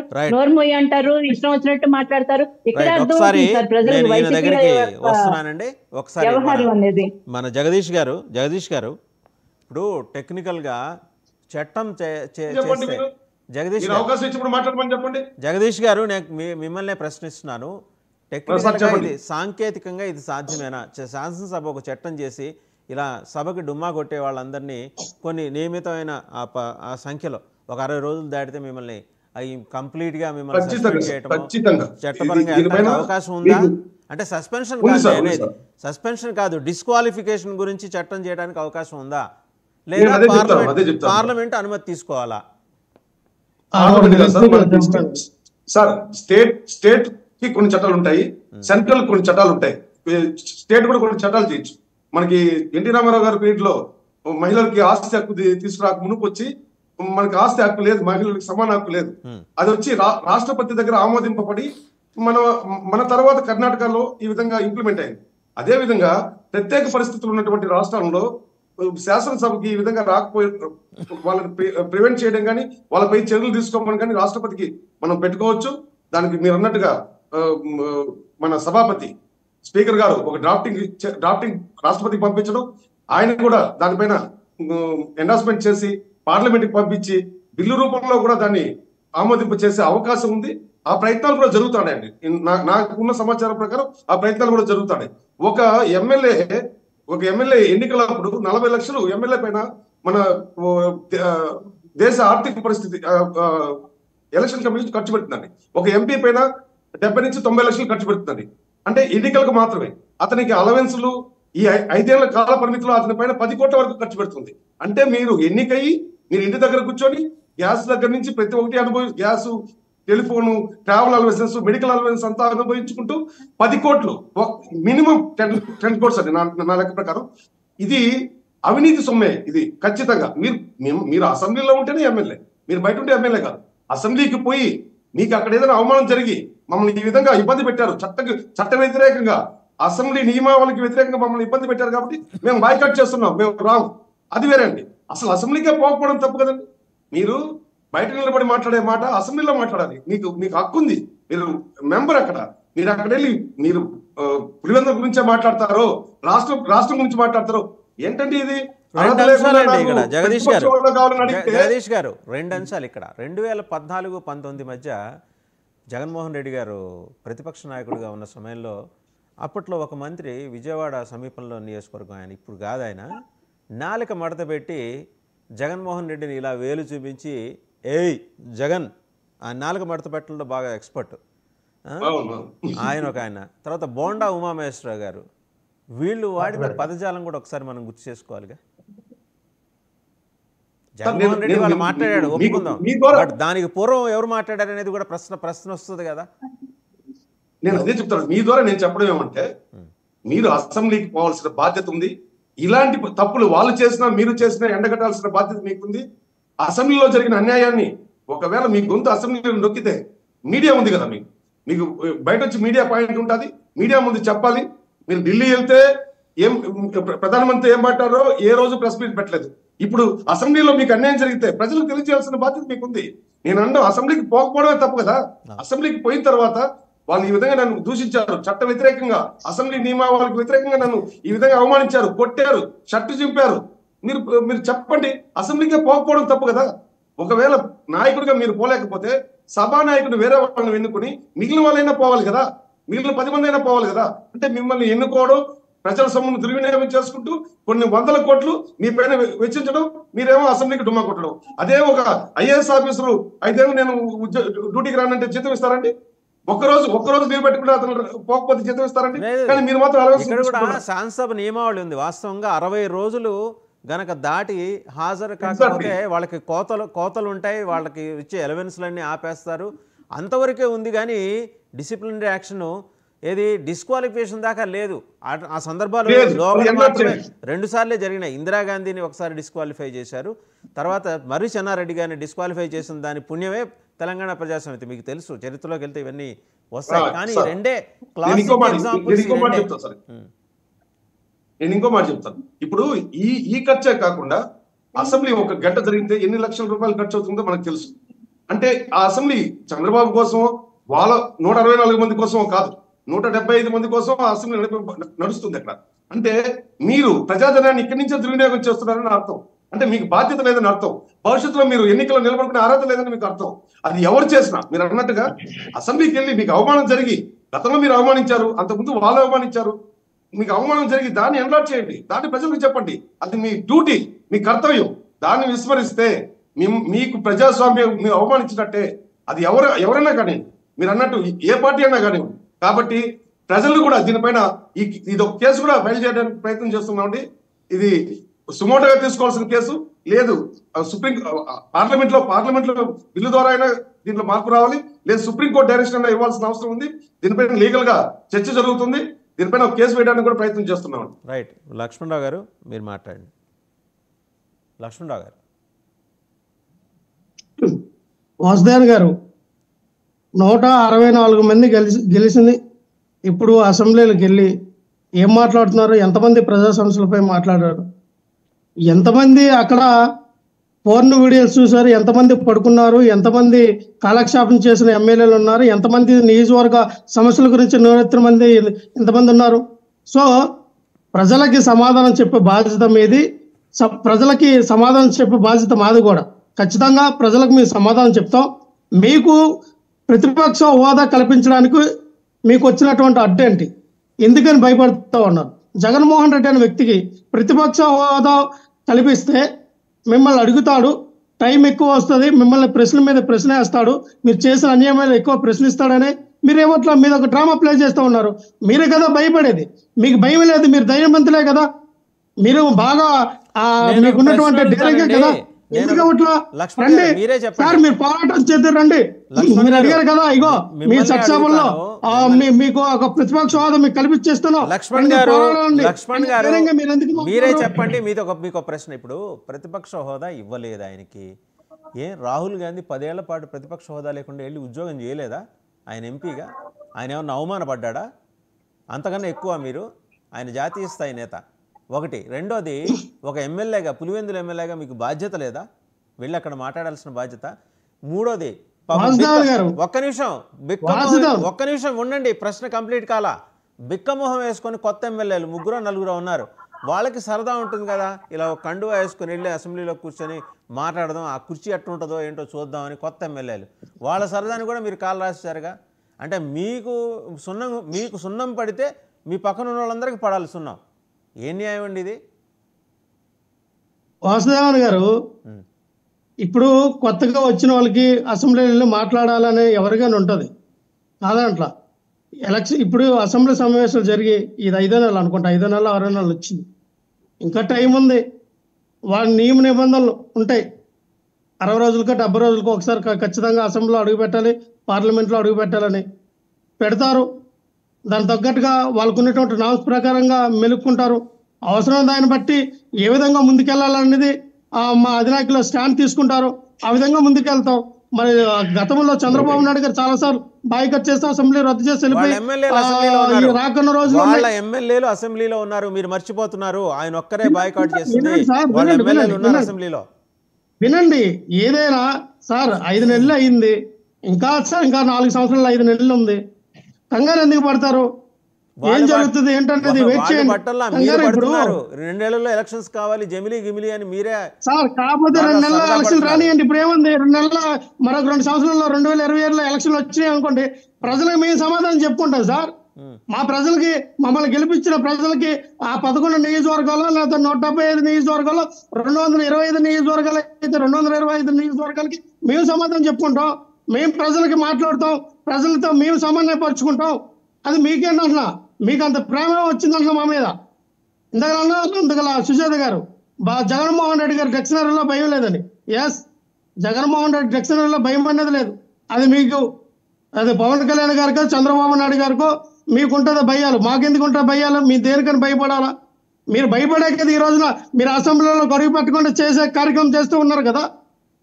మీరు ప్రతిపక్ష హోదా ఇస్తే జగన్మోహన్ రెడ్డి గారు అక్కడ గట్టిగా నిలబడతారని భయపడుతూ ఉన్నది మీరు కదా. సరే, మీకు భయం లేనప్పుడు ప్రతిపక్ష హోదా ఎందుకు కల్పించరు? రెండని ఎందుకు ఆహ్వానించరు? మీరు ప్రతిపక్ష హోదా అడిగాం కానీ ఇంకేం అడగలేదా? మేము రండి, ప్రతిపక్ష హోదా ఇస్తాం, మీరు పోట్లాడండి, మీరు కొట్లాడండి, మీరు ప్రజా సమస్యలు మాట్లాడండి అంటే ఎంత వందతనంగా ఉంటుంది. మీరు భయపడి మమ్మల్ని అమ్మాయితో మమ్మల్ని పిరిగితనం, మాకు భయం అని చెప్తే నాకు అర్థం కావట్లేదు. వందతనంగా స్వీకరించండి, గౌరవపదంగా తీసుకెళ్ళండి, ప్రయత్నం చేయండి. అధికారం శాస్త్రం ఎవరో అధికారం అంటే శాస్త్రం ఎవరో కాదు. ఒక్క నిమిషం సార్, ఒక్క నిమిషం. మీరే అన్నారుగా 30 ఏళ్ళు మేము అధికారంలో ఉంటామని. అలా చెప్పి ఈసారి గెలిస్తే 50 సంవత్సరాలు మేము అధికారంలో ఉంటాం. 2027లో 2029లో ఎలక్షన్లు వచ్చినా జగన్మోహన్ రెడ్డి గారు వైఎస్ఆర్ పార్టీ అధికారంలోకి వస్తుంది. తద్వారా 50 సంవత్సరాల్లో శాశ్వతంగా మేము పరిపాలిస్తాం. రాసి పెట్టుకోండి. అలాగే ఒక్క నిమిషం సార్, ప్రభుత్వం యొక్క అండదండలు చూసుకొని ఒక్క నిమిషం, ప్రభుత్వం యొక్క అండదండలు చూసుకొని IAS IPS ఎవరైనా సరే వాళ్ళకి నచ్చినట్లుగా అరెస్టులు చేస్తాం, నచ్చినట్లుగా చట్టాలు ఉల్లంఘించి తీసుకెళ్లి జైల్లో పెడతామంటే గుర్తుపెట్టుకోండి, రేపు పొద్దున మీ బతుకులు కుక్కలు సింపుల్ ఇస్త్రాకులు అవుతాయి. చట్టబద్ధంగా రాజ్యాంగబద్ధంగా అరెస్టులు చేయండి, తీసుకెళ్ళండి. మీరు ఇంతవరకు అరెస్ట్ చేసిన అరెస్టులన్నీ కూడా 1000 మంది పైన చేశారు. ఆ 1000 మంది అరెస్టులన్నీ కూడా వాసుదేవన్ గారు వైఎస్ఆర్ పార్టీ నాయకులు కార్యకర్తలే చేశారు. అంటే టీడీపీ నుంచి ఎవరు పోస్ట్ పెట్టట్లా, జనసేన పార్టీ నుంచి వాళ్ళు పెట్టట్లా, బీజేపీ నుంచి వాళ్ళు పెట్టట్లా, వాళ్ళ ఊళ్ళు కాదు, అందరూ మంచి వాళ్ళు చెత్త పోస్టులు వైఎస్ఆర్ పార్టీ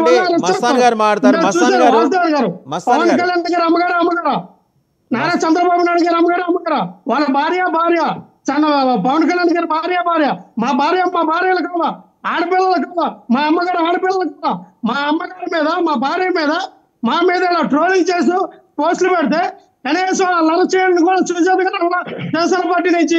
అవేవో కోతులకు వస్తున్నావురా, ఏం కోతులకు వస్తున్నావురా? ఒక ఆడదన అయి ఉంటే నాకు అర్థం కావట్లా. అదే అంటే ఊరుకుంటుందా? మీరు అడిగారు కదా, ఒక్క నిమిషం ఆగండి, మస్తాన్ గారి దగ్గరికి వెళ్దాం. ఒక్క నిమిషం ఆగండి.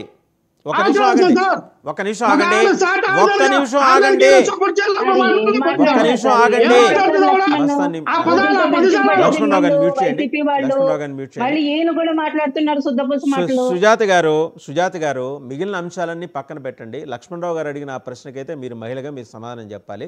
మీ దగ్గరకు వస్తాను, ముందర ఒకసారి మస్తాన్ దగ్గరికి వెళ్దాం. మస్తాన్ గారు, ఒకసారి పార్లమెంట్లో ప్రధాన ప్రతిపక్షంగా తెలుగుదేశం ఉంది, మీకు గుర్తుండే ఉంటుంది. పర్వతనేని ఉపేంద్ర గారు, ఆయన ప్రతిపక్ష నాయకుడు హోదా ఇచ్చారు ఆ రోజున. వాస్తవంగా టెక్నికల్లీ స్పీకింగ్, ఈ విషయం జగదీష్ గారికి కూడా తెలుసు, technically speaking 1/10 of the strength of the house ఉంటేనే వాళ్ళకి ప్రతిపక్షం హోదా వస్తుంది. ఆ రోజు తెలుగుదేశం పార్టీకి ప్రతిపక్ష హోదా ఇచ్చారు. 33 మంది ఎంపీలు ఆ రోజున తెలుగుదేశానికి ఉన్నది. శాసనసభ పార్లమెంట్ స్ట్రెంత్ 542, అందులో 1/10 ఎంత అండి? 54. మనకు ఉన్నది ఎంత అండి? 33. ఆ రోజు ఇచ్చినప్పుడు ఈరోజు ఎందుకు ఇవ్వట్లేదని జగన్మోహన్ రెడ్డి గారి వాదన. అయితే that was not a convention, అది సంప్రదాయం కాదు, అందుకని ఇవ్వట్లేదని చెప్పేసి ఇప్పుడు స్పీకర్ చెప్తున్నారు. మీరు ఎలా చూస్తున్నారు సార్ ఈ అంశాన్ని? అంటే ఇక్కడ శాసనసభ నియమ నిబంధనలకు తెలుసుకోవాలంటే ఇక్కడ ప్రధానంగా మీరు అడిగిన దానికి వస్తాను. అంటే చాలా ఉదాహరణలు ఉన్నాయి మనకి. ఉమ్మడి ఆంధ్రప్రదేశ్లో 294 మంది ఉన్నప్పుడు 26 మంది మాత్రమే గెలిచారు కాంగ్రెస్ పార్టీకి. ఆయన అప్పుడు శాసనసభ పక్ష నేతగా మాత్రమే పి జనార్దన్ రెడ్డి గారు ఆయన కొనసాగారు, పోరాటాలు చేశారు. 26 మంది కన్నా లక్ష్మీనారాయణ గారు లాంటి వాళ్ళు, డిఎస్ గారు లాంటి వాళ్ళు, సురేష్ రెడ్డి గారు లాంటి వాళ్ళు, పొన్నాల లక్ష్మి గారు లాంటి వాళ్ళు పోరాటాలు చేశారు. ప్రజల పక్షాన పోరాటాలు, వాళ్ళకి ప్రతిపక్ష హోదా ఇవ్వలేదనే లేదు, శాసనసభ పక్ష నేతగా మాత్రమే పేర్కొంటారు. ఇప్పుడు మీరు మల్లికార్జున ఖర్గే గారిని చూసినట్లయితే 2014లో 44 మంది గెలిచారు కాంగ్రెస్ పార్టీకి, వాళ్ళకి ప్రతిపక్ష హోదా ఇవ్వలేదు. అదేవిధంగా 2019లో చూస్తే 52 మంది మాత్రమే గెలిచారు కాంగ్రెస్ పార్టీ వాళ్ళకే ఇవ్వలేదు. 1984లో బీజేపీకి 2 మాత్రమే ఉన్నారు. ఈ రోజు 4 సార్లు ప్రధానమంత్రులు అయ్యారు బీజేపీకి సంబంధించి. 3 సార్లు ఏమో నరేంద్ర మోడీ గారు, వాజ్పేయి గారు ఒక రోజేమో ఒకసారి, ఇంకో 5 ఏళ్ళు ఇంకోసారి, అంటే 5 సార్లు ఆ పరిస్థితికి వచ్చారు ప్రజలు. అంటే ప్రతిపక్ష హోదాతో సంబంధాలు లేకుండా, సంఖ్యాబలంతో సంబంధాలు లేకుండా ప్రజల సమస్యల్ని, ప్రజలకు జరుగుతున్న అన్యాయాల్ని నిలదీసి వాళ్ళు పోరాటాలు చేసి ప్రజల ఆదరాభిమానాలను చూరకొని తిరిగి అధికారంలోకి రాగలిగారు. ఇప్పుడు ఒక ప్రధానమైన సమస్య ఉందండి. ఏంటంటే 2019-24 మధ్య జగన్మోహన్ రెడ్డి గారు ఒకసారి శాసనసభలో ప్రసంగిస్తూ మీకు 23 మంది మాత్రమే వచ్చారు, మీ దగ్గర నుంచి 4-5 లాగేసుకుంటే మీకు ప్రతిపక్ష హోదా కూడా ఉండదు అని చెప్పారు. అంటే ఆయనకి ఆ రోజు ఆ నియమ నిబంధనల గురించి తెలిసే అన్నారా, తెలియక అన్నారా, లేదా శాసనసభ నిబంధనలకు సంబంధించి ఆయనకి ఎవరన్నా ఫీడ్బ్యాక్ ఇచ్చేవాళ్ళు తప్పుదోవ పట్టించారా? ఎందుకంటే తప్పుదోవ పట్టిస్తే శాసనసభనే తప్పుదోవ పట్టించినట్టు అయితే, జగన్మోహన్ రెడ్డి గారు ఆ రోజు ఆ విధంగా చేసినట్లయితే శాసనసభనే తప్పుదోవ పట్టించు. లేదా తెలియక అన్నారు, ఈ రోజు చెప్పాలి ఆ రోజు నేను తెలియక అన్నాను, లేకపోతే తెలిసే అన్నాను, అది తెలుసో తెలియకో అన్నాను, మాకు మాత్రం ఈ రోజు ఇవ్వండి ప్రతిపక్ష హోదా అనేది ఆయన చెప్పాల్సిన అవసరం ఉంది.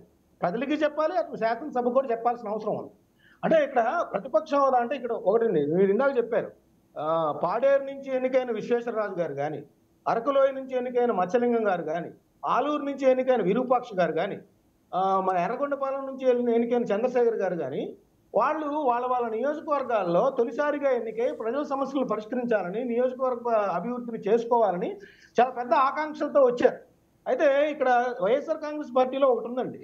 జనరల్గా తెలుగుదేశం పార్టీ కావచ్చు, కాంగ్రెస్ పార్టీ వర్కింగ్ కమిటీ ఉంటుంది, సిడబ్ల్యూసి, అదేవిధంగా తెలుగుదేశం పార్టీకి పోలిట్ బ్యూరో ఉంటుంది, సిపిఎంకి పోలిట్ బ్యూరో ఉంటుంది. ఇట్లా అత్యున్నత నిర్ణాయక కమిటీ ఉంటుంది.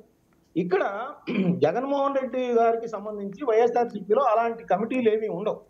ఆయన మాటే శాసనం. బాహుబలిలో మన రమ్యకృష్ణ గారు చెప్పినట్టు నా మాటే శాసనం లాగా ఆయనే నిర్ణయిస్తారు ఏంటి వెళ్ళాలా వద్దా అనేది. నిజానికి దీని మీద పార్టీలో కూడా చర్చ జరుగుతుంది. ఈ విధంగా చేయటం వల్ల, నిర్ణయం తీసుకోవడం వల్ల ప్రజల్లో మన మీద వ్యతిరేకత వస్తుందా అనేది కూడా చర్చించారు. ఆ నేపథ్యంలో వాళ్ళ ఎమ్మెల్యేలకి ఆదివారం నాడు ఒక మెసేజ్ ఇచ్చారు.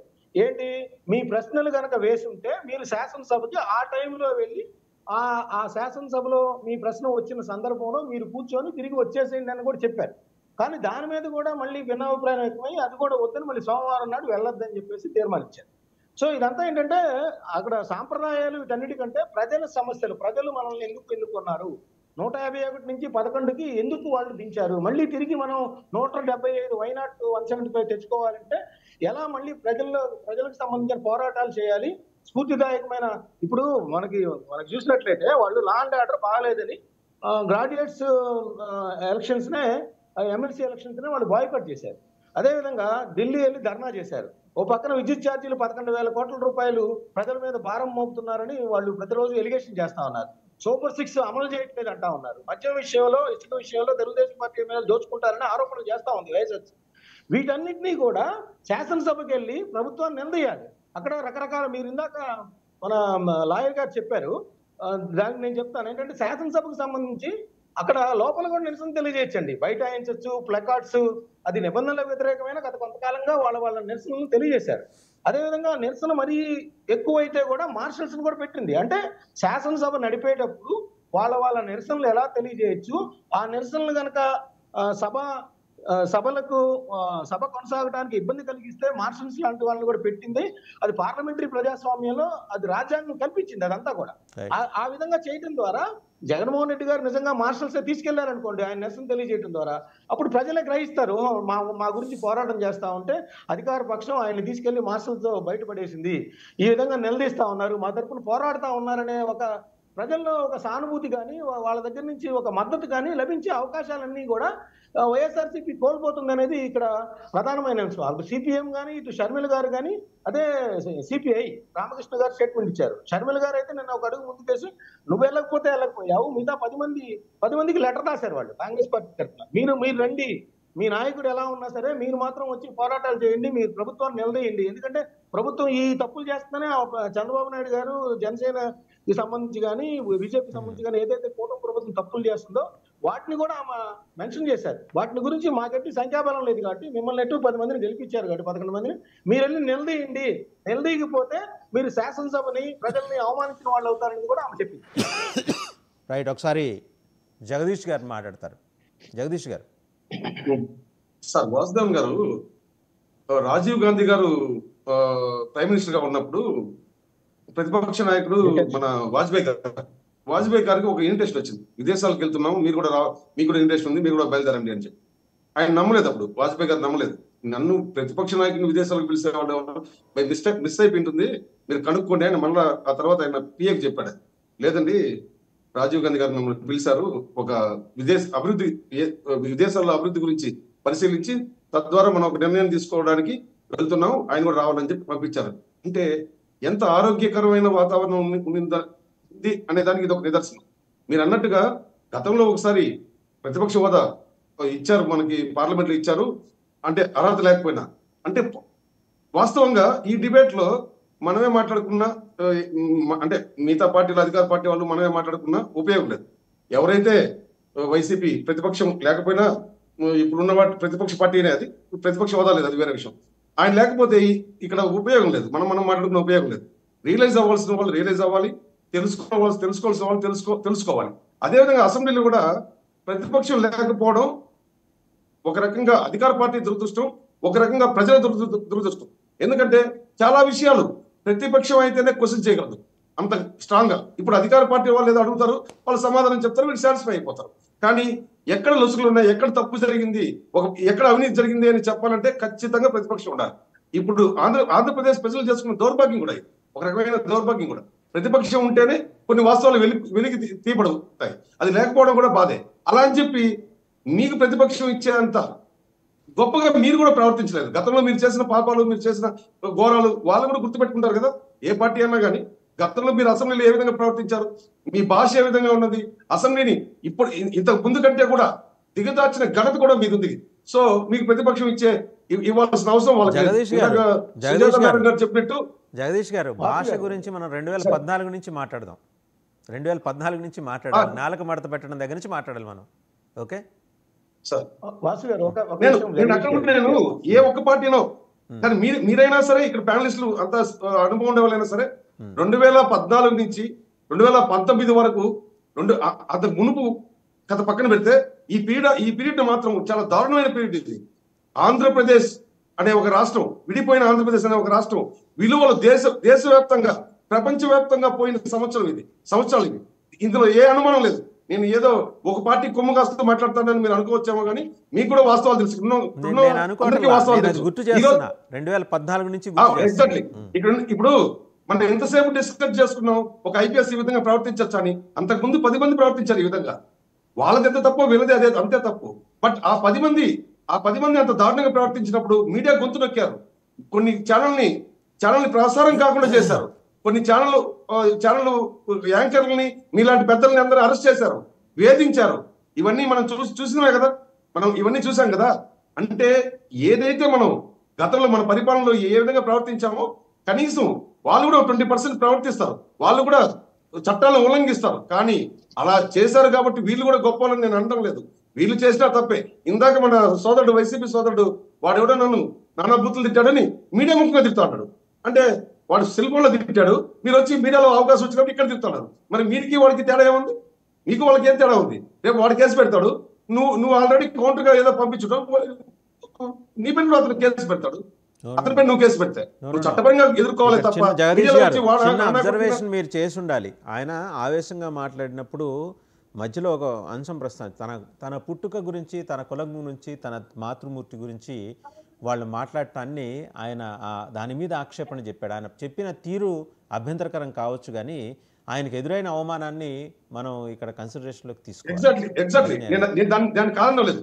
అతను కులాన్ని దూషించారు, బాగుంది. బట్ నువ్వు ఏ విధంగా ప్రివెంట్ చేయాలి? నువ్వు కంప్లైంట్ ఇవ్వాలి. అసలు గత ప్రభుత్వంలో కంప్లైంట్లు మీరు తీసుకోలేదు, ఈ ప్రభుత్వంలో వాళ్ళు తీసుకుంటారో లేదో మాకు తెలియదు. సో గత ప్రభుత్వంలో మీరు చేసిన తప్పని ఎంత గట్టిగా చెప్తున్నామో, ఈ ప్రభుత్వం చేసిన అదే అంతే తప్పని మనం కూడా చెప్తున్నాం.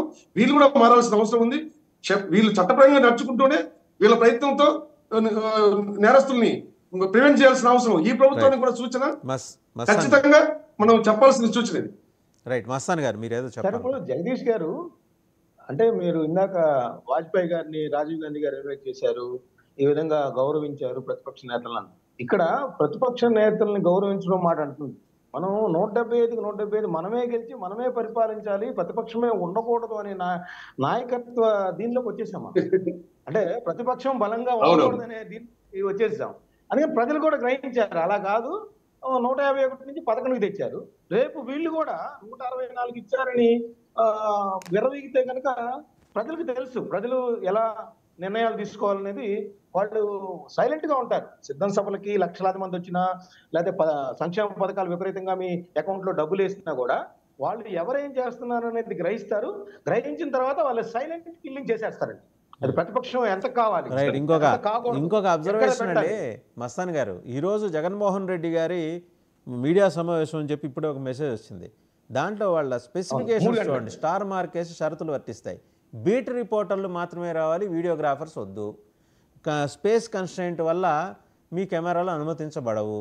అంటే ఏంటంటే ఎడిటెడ్ ఫీడ్ ఇస్తారు, వీళ్ళు ఏమైనా మాట్లాడుకోండి, మీరు కూడా అటెండ్ అవుతుంటారు కదా. మరీ ఇలాగా మనం మాంసం తిన్నాం కదని ఎముకలు మెళ్ళ వేసుకొని తిరగాల్సిన అవసరం లేదు కదండి వైసీపీకి. అదే ఇప్పుడు ప్రతిపక్షంలో వైసీపీ కూడా కావాల్సింది ఏంటంటే, ఒక పక్కన వాళ్ళ కార్యకర్తల్ని అరెస్ట్ చేస్తా ఉన్నారు, వాళ్ళకు కూడా మద్దతు కావాలి. అది మనకి మీడియా స్ప్లిట్ అయిపోయి ఉన్నా కూడా ఆ ప్రశ్నల్ని ఇన్వైట్ చేయాలి. వచ్చిన ప్రశ్నలు ఎవరైతే వాళ్ళు 4-5 కొంతమందికి మాత్రమే అవకాశం ఇచ్చి వాళ్ళు అడిగిన ప్రశ్నలకు మాత్రమే సమాధానం చెప్పి మిగతా వాళ్ళు అడిగితే టైం లేదనే తత్వం కూడా కనిపిస్తా ఉంది. గత కొంతకాలంగా వినిపిస్తా ఉంది. మన జర్నలిస్ట్ సోదరులు చెప్తున్నారు, అక్కడ మీడియా అంటే మేము రాకూడదు, కొంతమంది మాత్రమే రావాలి. స్పేస్ ప్రాబ్లం అని కూడా పెడతారండి అక్కడ. డ్యూ టు స్పేస్ ప్రాబ్లం ఉంది. 100 మందినో 150 మందినో మొత్తాన్ని పిలవచ్చు. ఎందుకంటే నేషనల్ మీడియాని పిలవచ్చు. జగన్మోహన్ రెడ్డి గారు గతంలో రీజనల్ మీడియాకి అంత ఇంటర్వ్యూలు ఇచ్చేవాళ్ళు కాదు.